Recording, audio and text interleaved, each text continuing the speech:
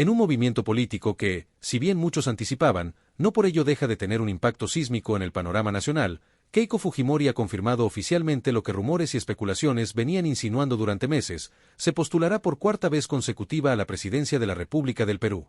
Este anuncio, realizado en un ambiente cargado de simbolismo y ante una plaza repleta de simpatizantes, no es un hecho electoral más.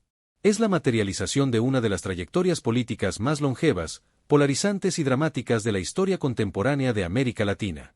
La decisión de Fujimori de lanzarse nuevamente a la contienda electoral, a pesar de enfrentar un proceso judicial abierto y una condena reciente por financiamiento ilícito, redefine inmediatamente el tablero político para las elecciones del próximo año y reavúa con intensidad los debates más profundos sobre la democracia, la justicia y la memoria histórica en el país.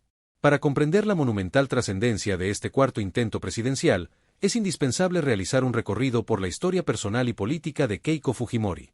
Su figura está intrínsecamente ligada a la de su padre, el expresidente Alberto Fujimori, actualmente encarcelado por crímenes de lesa humanidad y corrupción. Keiko emergió en la vida pública como primera dama tras la separación de sus padres, y desde entonces, su nombre ha sido sinónimo de una marca política particular, el Fujimorismo. Este movimiento, que algunos califican como una fuerza populista de derecha y otros como el único bastión de orden y desarrollo posible, ha demostrado una resiliencia férrea, manteniendo un núcleo duro de apoyo que ronda consistentemente entre el 25% y 35% del electorado, suficiente para llegar a una segunda vuelta en cada una de sus 3 postulaciones anteriores, pero nunca suficiente para cruzar la meta final. Su historial electoral es una montaña rusa de triunfos agónicos y derrotas amargas. En 2011, perdió por un estrecho margen ante Ollanta Humala en la segunda vuelta. En 2016, protagonizó una de las elecciones más reñidas de la historia peruana, siendo derrotada por apenas unas décimas por Pedro Pablo Kuczynski, en un proceso marcado por acusaciones mutuas y una polarización extrema. Y en 2021, en medio de una pandemia y una crisis política sin precedentes, volvió a quedar a las puertas del poder, esta vez frente a Pedro Castillo, en una elección que muchos analistas describieron como un voto anti-Fujimori que unió a un espectro diverso de votantes con el único objetivo de impedir su llegada a Palacio de Gobierno. 3 finales de cuento de hadas truncados, 3 veces la princesa heredará sin corona. Ahora, busca una cuarta oportunidad, argumentando que el país, sumido en una crisis económica y de seguridad, no puede darse el lujo de prescindir de su liderazgo y su experiencia. Sin embargo, el contexto de este nuevo lanzamiento es radicalmente distinto y mucho más complejo que el de sus campañas anteriores. La sombra judicial, que siempre la había acompañado como una amenaza latente, se materializó de la manera más contundente. Keiko Fujimori no es una candidata que simplemente enfrenta críticas políticas, es una candidata que actualmente tiene una condena firme de 4 años de prisión suspendida por el delito de financiamiento ilícito de su campaña de 2011, a través del caso de los aportantes fantasma de Odebrecht. Además, enfrenta un juicio mucho más grave, por lavado de activos, por el que el Ministerio Público pide para ella 30 años de cárcel y que se encuentra en sus etapas finales.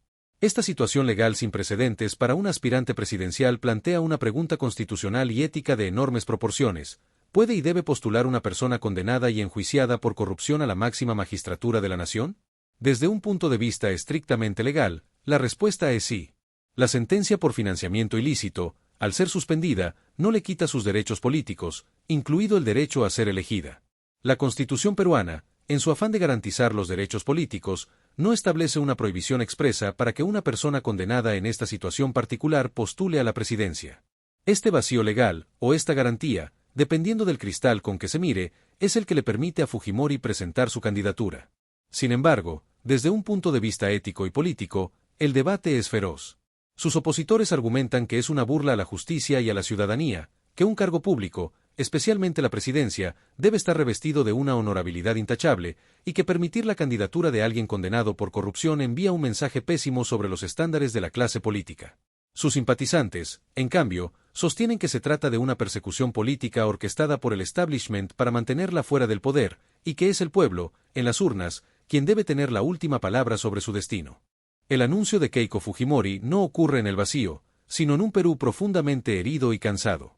Un país que en los últimos años ha tenido múltiples presidentes, un Congreso constantemente disuelto o en conflicto con el Ejecutivo, una economía que lucha por salir del estancamiento, y una crisis de seguridad ciudadana que tiene a la delincuencia y el crimen organizado campando a sus anchas. Es en este caldo de cultivo de desesperación e indignación donde el mensaje fujimorista busca calar. Su discurso de campaña, previsiblemente, se centrará en varios ejes clave que han sido el núcleo de su oferta política durante años: la mano dura contra la delincuencia, prometiendo un giro autoritario y un apoyo irrestricto a las fuerzas del orden, la reactivación económica a través de la inversión privada y la reducción de trámites burocráticos, y una feroz crítica a lo que ella denomina la clase política tradicional, presentándose a sí misma, paradójicamente después de 3 décadas en la primera línea de la política, como la verdadera opción de cambio frente a un sistema corrupto y fallido. La reacción en el espectro político no se ha hecho esperar. Para la oposición no fujimorista, su candidatura es la mejor noticia posible. Funciona como un aglutinante perfecto, un enemigo común alrededor del cual pueden unirse fuerzas de centro, izquierda y derecha liberal que, de otra manera, tendrían dificultades para encontrar puntos en común. La estrategia del voto útil contra el fujimorismo fue la que le dio la victoria a Pedro Pablo Kuczynski en 2016 y la que, de manera más clara aún, impulsó a Pedro Castillo en 2021. Es casi un axioma de la política peruana moderna: en segunda vuelta, cualquier candidato se convierte en la alternativa a Keiko Fujimori. Para sus rivales dentro de la derecha, como Rafael López Aliaga o Hernando de Soto, su candidatura fragmenta el voto conservador, obligándolos a competir por un mismo segmento del electorado y debilitando sus posibilidades individuales de llegar a la segunda vuelta. A nivel internacional, el anuncio ha generado una ola de atención y preocupación. Los mercados financieros, que tradicionalmente ven al fujimorismo con una mezcla de recelo y esperanza por su discurso promercado, observarán con extrema cautela el desarrollo de la campaña y, sobre todo, el desenlace de su juicio por lavado de activos. Una eventual condena en medio de la contienda electoral sumiría al país en una crisis constitucional de proporciones incalculables. Las cancillerías de países vecinos y de potencias como Estados Unidos, que mantienen una relación compleja con la figura de los Fujimori, se preparan para un escenario volátil. En el plano social, la candidatura de Keiko Fujimori garantiza una campaña electoral extremadamente tóxica y divisiva. El Perú es un país con heridas históricas que no cierran, y el fujimorismo representa para un sector de la población la época del terrorismo de Estado y la corrupción sistémica, mientras que para otro es sinónimo de la derrota de Sendero Luminoso y la estabilidad económica de los años 90. La polarización no es un efecto colateral de su candidatura, es su esencia. Las redes sociales y los medios de comunicación se convertirán, una vez más, en un campo de batalla donde primarán los insultos, las descalificaciones y las fake news, dificultando un debate serio sobre los problemas estructurales del país. En conclusión, la cuarta postulación de Keiko Fujimori a la presidencia del Perú es mucho más que la simple participación de una candidata. Es el epicentro de un terremoto político que pone a prueba la solidez de las instituciones democráticas, la independencia del poder judicial y la madurez del electorado peruano. Es la crónica de una familia que ha dominado la vida política del país durante 3 décadas y que se niega a abandonar la escena. Es el reflejo de una nación dividida, que no logra encontrar un rumbo consensuado y que vuelve a enfrentarse a sus fantasmas del pasado. Los próximos meses serán un viaje turbulento.